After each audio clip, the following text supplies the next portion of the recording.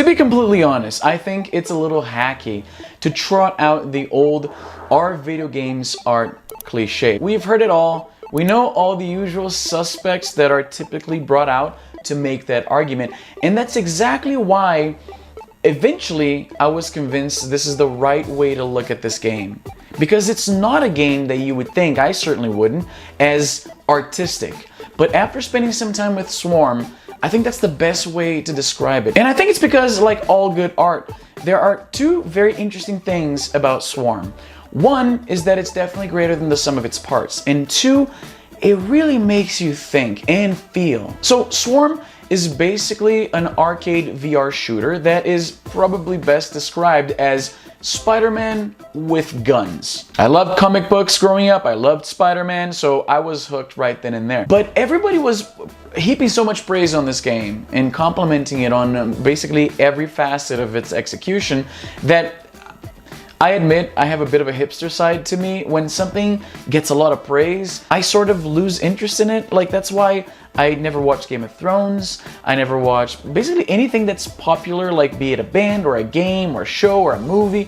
If too many people like it, there's this skeptical part, this cynical part of me that goes like, it's probably not that good. And that's how I felt about Swarm. But still, the allure of pretending to be Spider-Man made me pull the trigger and buy the game. As I said in the beginning, it's effectively a VR arcade shooter. There's things on the screen, you got guns, and you gotta shoot at them. It's not that dissimilar from a game like, say, House of the Dead, which I loved when I was a kid. Playing on the arcade, that was my jam. However, the swinging mechanics introduce something that is so fresh that while it should just be a twist, a little gimmick to set Swarm apart from other VR shooters, it turns it into something completely different, to the point that sometimes you forget that this is basically high-octane VR House of the Dead. There is a story to Swarm, make no mistake. It's your classic alien/robotic invasion, and it's delivered through charming cutscenes that clearly take cues from the comic book universe that this game is obviously inspired by. I skipped most of the cutscenes because honestly, I'm here for the gameplay, not so much for the story. And the gameplay in Swarm is basically perfect. They built an entire game on a premise that is so satisfying that playing this game, every moment you're playing this game, just feels right.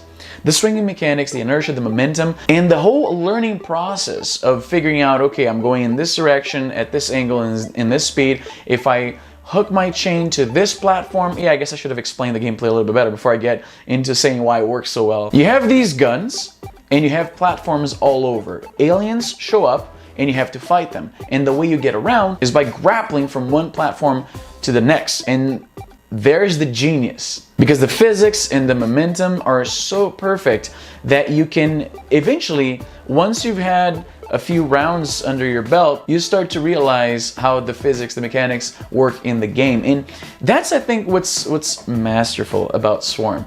If they had messed up even just a little bit, I feel like our brains would reject that. They wouldn't fully. I compare learning how to swing in Swarm with learning how to perform any other physical action that requires repetitive motion. Like, say, walking or swimming or throwing a ball. Eventually, you will never be able, unless you're a physicist, you're not going to be able to pick up a ball, throw it, and then on the fly describe mathematically what you just did to achieve exactly what you wanted. You wanted the ball to go this fast, at this height, and go that far, and be caught by that guy who's over there. Your brain just instinctively knows all these things, even if you don't understand the mathematics behind it.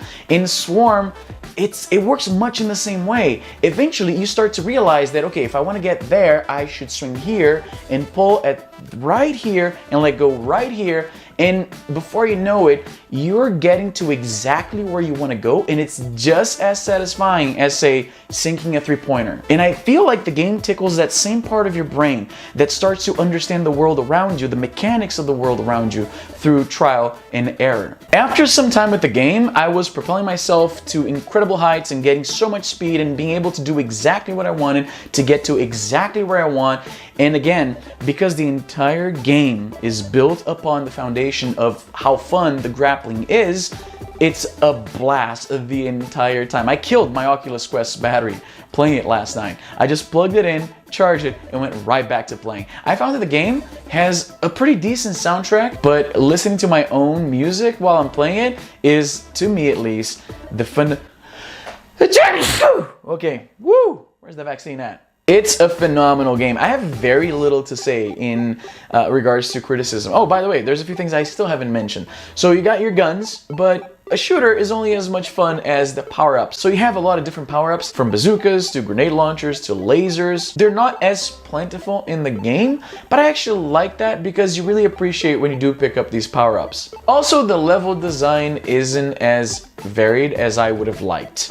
There are 5 areas and 5 levels in each area, making up a total of 25 stages. In some you have to beat all the waves, in some you just have to survive a set amount of time, and then you have the boss battles. You gotta kill the boss. The boss battles I really like because it has an element of, I did not expect this at all, but of Shadow of the Colossus, which was one of my favorite games of all time, in that you have to pretty much figure out how to get above the big boss, to shoot it from above, and then you're gonna land it on this end to hit the vulnerable spots that are gonna take it down. I like that there's this massive boss and I'm basically zipping all over it, trying to figure out how to get to a certain point from a certain angle to hit the sensitive spot that's going to take it down. As I was playing, I thought of that, about how much of that kind of reminded me of Shadow of the Colossus, and that's an influence that I did not expect, and I didn't see many other people making when I checked the reviews on the game. So yeah, that's how.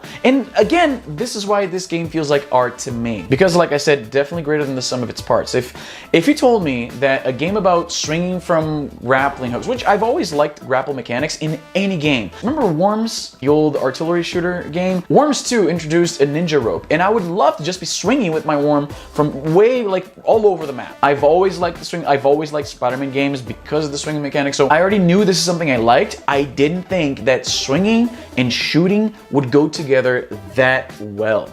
So just like art, it's greater than the sum of its parts. And it really made me think, it really made me appreciate that level of perfection in game design. The entire time I kept thinking, how amazing is it that I'm swinging around all over the place and changing directions and going way high and doing all these things, and I'm not getting any motion sickness. And some of that I think can be attributed to the fact that the developers really nailed the physics in the game. I think that if something was even just a little bit off, it would be Barf City. And believe the hype, believe the reviews, no motion sickness whatsoever. I've personally have played this game for like a good 3 hours, almost uninterrupted. I had to stop to recharge my Oculus Quest 2. But believe me when I say it, this is a game that accomplishes something that I would personally think it's impossible. Like, I have pretty decent VR legs, and I play a lot of first-person shooters in VR. And after like hour 2, I'm starting to feel slightly queasy. I can stop playing and continue with my day, and it's not gonna affect me. It's not gonna hinder my enjoyment of the game, but it's definitely still a little bit there. With Swarm, on the other hand, by some crazy magic, that doesn't happen. Again, I think that is probably due to the fact that the swinging mechanics are just so damn satisfying. When you hook 2 platforms with 2 grapples, and then your brain just knows that you have to pull, because that's the thing, right? Like, you pick up speed when you pull on the grapple, on the chains or on the rope or whatever you want to call it, because it's not very obvious what it's made of. I assume metal, though metal shouldn't flex the way it flexes in the game. Anyway, my point is, eventually after a while, you start to just, by instinct, you know that you should hook right here, you should pull a certain amount, and you should let go exactly at the right point when your character is right at the perfect angle, and it's gonna make you shoot way up. And then you can freeze time because, yeah, I forgot to mention, you have 2 special abilities. You can slow down time and you can zip, which means you can point at one of the platforms or even an enemy for a cool takedown, press a button and have your guy shoot straight there. It can sometimes get you out of a bind, and it can kill an enemy in a cooler way than just shooting at it. Anyway, what I'm trying to say is this game is absolutely amazing. It's one of the few games that, yeah, it's definitely worth the hype. The developers have mentioned on the subreddit that they're thinking of bringing a multiplayer mode to this game, and I cannot wait. I cannot wait to dominate all my friends at this game because I happen to have 2 Oculus Quests, and believe you me, this is going to be another Mortal Kombat 3 where it's the one game I'm very good at and I'm going to just humiliate my entire social circle at. Hey, who knows? There's actually a real opportunity in this game for esports, I think. It's definitely more athletic than other games that have found some space in the esports community. So yeah, I would love for this game to become a staple in VR esports. But what do you think? Let me know in the comments down below. Have you tried it? Do you want to try it? Do you not believe that a game this fast-paced could deliver this kind of satisfying gameplay experience without the motion sickness? Because everybody sees gameplay footage of this game and they assume that, yeah, I can play this for maybe 2 minutes and then I'm throwing up. Somehow, it's magic. Anyway, let me know in the comments below what you think. Follow me on social media. I'm very active on both Twitter and Instagram. By the way, if you follow me on Instagram, you knew this video was coming because I've been obsessed with this game for like 5 days straight. Anyway, that's all the time I have for today. I'm Izzy and I'm done.